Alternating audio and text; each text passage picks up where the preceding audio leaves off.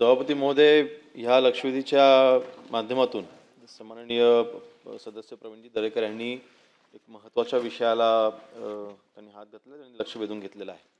नक्कीच ह्याच सभागृहामध्ये आपण अनेक वेळेला बांगलादेशी अवैधरित्या महाराष्ट्रामध्ये येणं आणि त्यांची घुसखोरी होणं याबाबतीत आपण चर्चा केलेली आहे. परंतु मी आवर्जून सांगेन की ह्या संपूर्ण अवैधरित्या बांगलादेशी भारतामध्ये येणं, परिणामी ते महाराष्ट्रामध्ये येणं या बाबतीमध्ये केंद्र शासनाने देखील अतिशय कडक भूमिका घेतलेली आहे.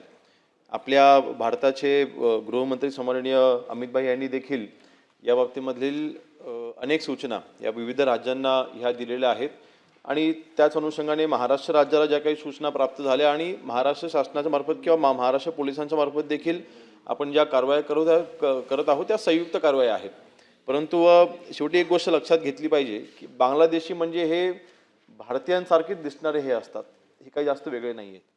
आणि म्हणून नायजेरियन्सना पकडणं सोपं असतं, नायजेरियनला ओळखणं सोपं असतं. म्हणून शेवटी आज ह्या सर्व कारवाया होत असताना आपल्याला इंटेलिजन्सवरती आपला भर जास्त आहे आणि शेवटी आपलं इंटेलिजन्स जेवढं स्ट्रॉंग ह्याच्या या बाबतीमध्ये कार्यरत असेल तेवढ्याच ह्या कारवाया आपण स्ट्रॉंगली आपण करतोय आणि अग्रेसिव्हली आपण करतोय.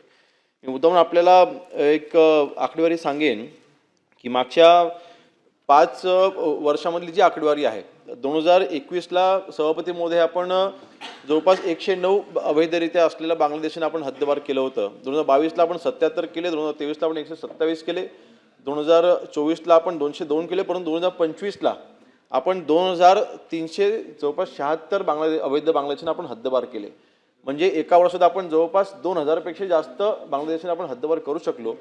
अध्यक्ष महोदय, यामध्ये केंद्र सरकारने केंद्र शासनाने एक महत्त्वाचा निर्णय ह्याच्यामध्ये घेतला आहे.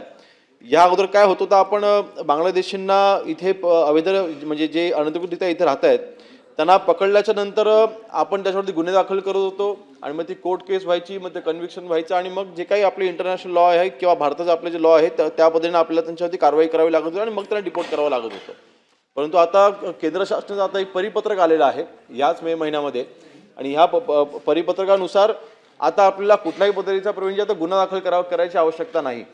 जर का ते बांगलादेशी आहेत ह्याचे पुरावे आपल्याकडे असेल तर आपण डायरेक्ट आपण डिपोर्ट करू शकतो. म्हणजे त्या अनुषंगाने ह्या वर्षीच्या कारवाया नक्कीच आपण इथे वाढवलेल्या आहेत. आणि आपण जर का आकडेवारी पाहिली तर मागच्या म्हणजे ह्या एका वर्षाचा जरी आपण आकडा पाहिला तर विशेषतः मुंबई पोलिसांनी जी कारवाई केलेली आहे ती अतिशय अग्रेसर आणि अतिशय चांगली कारवाई आहे. आणि आपल्याला जे अपेक्षित आहे की ह्या कारवाई होत असताना आपल्या ATSच्या मार्फत आणि आपल्या संयुक्त कारवाया असल्या पाहिजेत.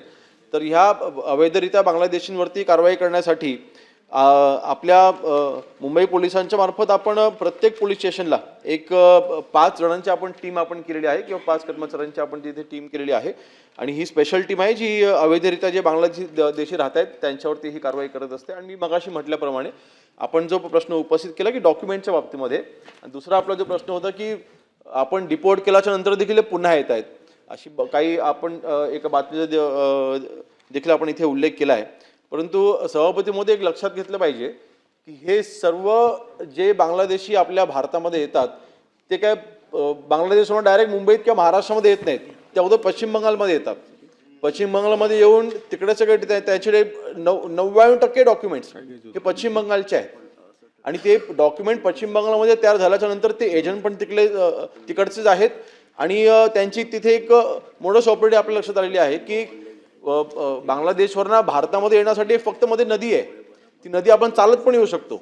आणि ते बॉर्डरवरती आता नक्कीच केंद्र शासनाच्या मार्फत तिथे आणि आपल्या होम डिपार्टमेंटच्या मार्फत तिकडे ज्या काही BSFच्या मार्फत जी काळजी घेणं आवश्यक आहे, जिकडे उपाययोजना करणं आवश्यक आहे त्याच्या सूचना देऊन ते करतायत. परंतु महाराष्ट्रामध्ये ते थेट येत नाहीत. आपण एकदा त्यांना डिपोर्ट केल्याच्या नंतर पुन्हा पश्चिम बंगालमध्ये अगोदर येत आहेत आणि मग ते तिथून मग कुठेतरी फिरून ते महाराष्ट्रामध्ये येत आहेत. म्हणून अशा ज्या काही कारवाई करणं मी मगाशी म्हटल्याप्रमाणे ह्या इंटेलिजन्सद्वारे आपण करतोय. आणि डॉक्युमेंटेशन ज्या अवैधरित्या असलेल्या बांगलादेशींकडे आपल्याला महाराष्ट्रामधलं जर का डॉक्युमेंट सापडलं असेल, एक गोष्ट आपण लक्षात घेतली पाहिजे, अनेक बांगलादेशी हे काही आजचे नाही आहेत. आपल्याला काही केसेस अशा देखील आढळलेल्या आहेत की 40-40 वर्षापासून काही बांगलादेशी इथे राहतात अवैधरित्या. म्हणजे 1 वर्षापासून ते 40 वर्षापर्यंत असे देखील बांगलादेशी आपल्याकडे राहत आहेत. तर मग त्या अनुषंगाने त्यांच्याकडे जे काही डॉक्युमेंट आहेत तर आपले शेवटी भारतीय संविधानाच्या मध्ये आपल्याला जे काही अधिकार दिलेले आहेत त्या अधिकारानुसार जर का कोणी डॉक्युमेंट केलं असेल तर नक्कीच त्याच्यावरती आपण त्यानुसार आपण कारवाई करतोय. परंतु मी एक आवर्जून सांगेन की अगदी अति आत्मविश्वासाने सांगेन, संपूर्ण भारतामध्ये अवैधरित्या बांगलादेशींच्या बाबतीमध्ये महाराष्ट्राने जी कारवाई केलेली आहे ती नक्कीच ही अग्रेसर आहे आणि संबंध अन्य राज्यांच्या तुलनेमध्ये आपली कारवाई ही नक्कीच इथे अग्रेसर आणि चांगली आहे. आणि आपण काय अजूनपर्यंत थांबलेलो नाही आहोत. आपल्या दर दिवशी आपली ही कारवाई आपण अग्रेसिव्हली अजून करतोय.